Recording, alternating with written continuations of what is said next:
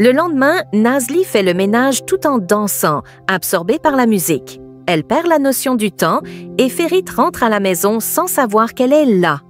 De son côté, elle ne se rend pas compte non plus de sa présence, ses écouteurs vissés aux oreilles. Ferit monte se changer, mais en redescendant, il l'aperçoit enfin. Nazli, en le voyant, panique et le prend pour un intrus. « Sortez immédiatement d'ici !» s'exclame-t-elle, affolée. « Mais... je suis Ferit !» répond-il, surpris. Nazli se fige avant de bafouiller, confuse. « Oh, je suis désolée, je suis la cuisinière et la femme de ménage. » Elle explique qu'elle a perdu la notion du temps à cause de son téléphone qui s'éteint sans arrêt. Ferit, intrigué, l'observe quelques instants avant de demander « C'est bien vous, la servante de l'autre jour ?»« Oui, » confirme-t-elle. « Je fais le ménage, je prépare la voiture et je respecte les ordres de Madame Iqbal. » Ferit ne dit rien et s'éloigne. Nazli le suit, mais il l'interrompt. « Si vous prenez du retard dans votre travail, prévenez Iqbal. Et je ne veux voir personne chez moi quand je rentre. » Avant de partir dans sa chambre, il ajoute « Et ne mettez plus cet ingrédient dans mes plats. » Plus tard, Denis rentre chez lui et tombe sur Alia. « Qu'est-ce que tu fais là ?» lui demande-t-il. « Je suis venue te voir, » répond-elle avec un sourire. « Tu avais décidé de partir, » rappelle-t-il. Il soupire et ajoute « Un jour, je vais finir par changer la serrure. » Alia s'approche de lui, provocante. « Tu pourras changer la clé de ta porte, mais pas celle de ton cœur. » Elle enlève son peignoir et l'embrasse, le laissant déstabilisé. De son côté, Nazli raconte sa mésaventure à Fatos et Asuman. « Mon boss a failli me fracasser le crâne aujourd'hui. » Fatos est stupéfaite. « Le monde est petit. Je n'aurais jamais imaginé que l'homme de la fête était ton patron. » Puis, avec un sourire malicieux, elle ajoute « Tu aurais dû lui demander plus d'argent. » « Si j'avais su que c'était lui, je n'aurais rien pris du tout, » rétorque Nazli. Intrigués, Fatos et Asuman décident d'enquêter et cherchent des photos de Ferit sur Internet. Le lendemain matin, Nazli est en cuisine quand Tariq arrive avec un petit garçon. Bulut, ravi de revoir Nazli, lui saute dans les bras.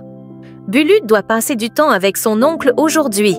Peux-tu le surveiller jusqu'à ce que Ferit rentre ?» demande Tariq. Nazli hésite, puis accepte finalement. « Merci Nazli », lance Tariq avant de partir. Nazli rejoint Bulut et ensemble, ils jouent jusqu'à mettre la maison sens dessus-dessous. Puis elle s'arrête et le regarde en riant. « Bon, maintenant, on doit tout ranger. »« D'accord », répond Bulut en riant. Pendant ce temps, Denise est chez lui et observe Alia dormir. Il prend son téléphone et passe un appel. À l'entreprise, Zeynep, sa sœur, vient le voir. « On va à un mariage ce soir », lui annonce-t-elle. Puis elle ajoute « D'ici là, tu devrais passer du temps avec ton neveu, Bulut. » Denise acquiesce. « D'accord, j'ai compris. » Ils quittent ensemble l'entreprise. Dans le jardin, Bulut joue avec Nazli lorsqu'il aperçoit Ferit arriver. « Va te laver les mains, Bulut », lui dit Ferit. Puis il se tourne vers Nazli avec un regard sérieux. « C'est un enfant, c'est à vous de veiller à ce que la maison reste propre. » Nazli baisse la tête, gênée. « Je suis désolée, je vais nettoyer tout ça. » Elle quitte le jardin pour ranger. Peu après, Bulut vient la voir et lui murmure « Je suis désolée pour toi. » Il pose ses petites mains sur les siennes et ajoute avec un sourire sincère « Mon oncle est souvent nerveux, mais c'est quelqu'un de bien. » Un peu plus tard, Ferit revient voir Nazli. « J'ai un cadeau pour Bulut dans le jardin. » Lorsque l'enfant s'éloigne pour le découvrir, Ferit s'adresse à Nazli. « Reste pour préparer le repas de Bulut. Je te paierai plus cher. » Mais Nazli secoue la tête. « Ce n'est pas nécessaire. Je vais rester pour Bulut. » Ferit la fixe un instant, puis hoche la tête et s'en va. Pendant ce temps, Denise est toujours avec Alia. Elle vient de passer un appel et se tourne vers lui, enthousiaste. « Je vais passer une audition. » Elle sourit et ajoute « Merci pour cette opportunité. Je ne vais plus te décevoir. » Puis, elle se blottit dans ses bras, reconnaissante. Pendant ce temps, Bulut joue avec son oncle dans le jardin, tandis que Nazli travaille à côté, les observant discrètement. Le soir venu, elle leur sert à manger et le petit s'extasie devant le repas. Nazli leur propose une salade au fromage, ce qui intrigue Ferit. « Pourquoi avez-vous changé le menu ?» demande-t-il. Avant qu'elle ne puisse répondre, Bulu intervient pour la défendre. « C'est moi qui lui ai demandé », explique-t-il avec un sourire malicieux. Il insiste pour que Nazli reste dîner avec eux. Ferit hésite, puis finit par céder. « Asseyez-vous avec nous », dit-il à Nazli, pour faire plaisir aux petits. Nazli accepte, prend une assiette et s'installe à table. Pendant ce temps, chez elle, Fatos regarde un défilé à la télévision lorsqu'Asuman entre dans la pièce. « Où est Nazli ?» demande-t-elle. « Elle est restée chez Ferit pour des heures supplémentaires », répond Fatos. Asuman esquisse un sourire satisfait en entendant cela. De son côté, Bulut regarde Nazli et lui demande « Ta maman ne te manque pas ?» Nazli sourit doucement. « Ma famille me manque, mais il n'y a pas d'université dans mon village. Mais tu cuisines déjà très bien, tu n'as plus besoin d'aller à l'université, » affirme Bulut convaincu.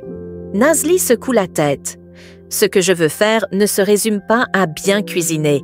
J'ai encore beaucoup à apprendre. » Bulut réfléchit un instant avant de s'exclamer. « Tu dois rester pour le film en plein air. » Il supplie son oncle qui finit par céder une nouvelle fois. Pendant la projection, Nazli joue avec Bulut, riant aux éclats. Ferit, assis à côté, les observe en silence. À un moment, le petit se lève précipitamment. « Je dois aller aux toilettes !» s'écrie-t-il. Avant de partir, il se tourne vers Ferit et lui chuchote à l'oreille. « Ne sois pas méchant avec Nazli, d'accord ?» Ferit ne répond rien, regardant simplement son neveu s'éloigner. Nazli, elle, se tourne vers lui et engage la conversation sur Bulut. « Il a l'air heureux ici. » Ferit hoche la tête et, après un moment de silence, lui demande « Où avez-vous appris à cuisiner ?»« Chez mes parents, c'est devenu une passion pour moi, » explique-t-elle. Ferit fronce légèrement les sourcils. « On ne devrait pas mélanger passion et travail. » Nazli, un peu frustrée, ne répond pas. À son retour, Bulut annonce que Nazli doit rentrer. Elle leur dit au revoir et s'apprête à partir. « Tariq peut vous raccompagner », propose Ferit. « Ce n'est pas la peine, tout va bien », répond-elle. Avant de partir, elle passe encore un moment en cuisine pour tout ranger. De retour chez elle, elle trouve Fatos, qui l'attend avec impatience. « Alors, cette soirée chez Ferit ?»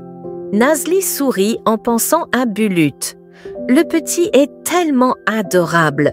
Je suis restée là-bas surtout pour lui. » Fatos arque un sourcil. « Juste pour ça? Ça ne prend pas autant de temps, tout de même. » Nazli avoue finalement. « On a regardé un film en plein air. Et Ferit, il est différent avec Bulut, vraiment gentil et attentionné. » Fatos rit. « Tu n'as même plus d'arguments pour dire que tu ne l'aimes pas. » Elle s'éclipse vers la cuisine pour préparer du thé, tandis que Nazli secoue la tête, pensive. De son côté, Ferit regarde le désordre laissé par Bulut dans la maison. Mais cette fois, il ne semble plus aussi contrarié que d'habitude. Le lendemain matin, alors que Nazli se prépare, Asuman vient la voir. « Alors, ta soirée ?»« Je ne veux plus en parler », répond Nazli agacée. Asuman hausse les épaules et sort de la chambre. Peu après, Fatos entre à son tour, paniqué. « J'ai perdu la carte d'embarquement que je devais appeler aujourd'hui. Je deviens folle. » Elle jette un regard critique à Nazli. « Habille-toi bien avant d'aller travailler au moins. » Nazli soupire. « Sors de ma chambre, Fatos. » Quelques heures plus tard, Nazli arrive chez Ferit et découvre un petit mot de sa part, lui détaillant les tâches qu'elle doit accomplir. Pendant ce temps, Ferit travaille dans son bureau lorsqu'un de ses associés entre. « Je parie que tu as mangé un excellent repas hier soir avec Bulut, » dit-il en souriant. Ferit ne relève pas la plaisanterie. « Ma cuisinière doit respecter les règles de ma maison. » L'autre homme secoue la tête, amusé. « Elle fait du bon travail. Tu devrais reconnaître cela. » Pendant ce temps, Nazli est furieuse en voyant Asuman débarquer à son travail. « Qu'est-ce que tu fais ici ?» gronde-t-elle. « Je voulais voir où tu travailles » répond innocemment Asuman. Malgré les avertissements de sa sœur, elle commence à explorer la maison et finit par monter dans la chambre de Ferit. Curieuse, elle ouvre les armoires et tombe sur une broche luxueuse. Elle l'observe un instant avant de la glisser discrètement dans la poche arrière de son pantalon. Pendant ce temps, Fatos appelle Nazli et lui dit qu'elle doit absolument lui parler d'Engin avant de craquer. « Tu sais qui il est ?» demande-t-elle excitée. Nazli, pressée, soupire. « Je n'ai pas le temps pour ça maintenant, Fatos. » Elle raccroche et se met à chercher sa sœur. Lorsqu'elle la retrouve, Asuman prétend qu'elle cherchait simplement les toilettes. « Vraiment ?» demande Nazli méfiante. Asuman esquisse un sourire innocent, puis change rapidement de sujet. « Je vais à l'anniversaire d'un ami ce soir. » Elle prend de l'argent dans le sac de sa sœur sans attendre son accord et s'en va avant que Nazli ne puisse protester. À l'entreprise, Engin parle à Ferit de ses plans pour la soirée. Un nouveau lieu vient d'ouvrir. Je vais y faire un tour. Il y aura des investisseurs intéressants. Ferry arque un sourcil. Ce genre d'endroit ne t'apportera rien. C'est juste un lieu où les femmes courent après les hommes riches. Engin sourit, amusé. Eh bien, cette fois, c'est moi l'homme riche. Je vais m'asseoir 10 minutes, discuter un peu, puis je partirai. De son côté, Nazli confie à Fatos son inquiétude à propos d'Asuman.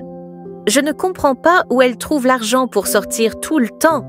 Fatos acquiesce, tout aussi perplexe. Justement, elle va dans un bar ce soir. On devrait aller voir sur place. Nazli hésite un instant avant d'accepter. D'accord, allons-y.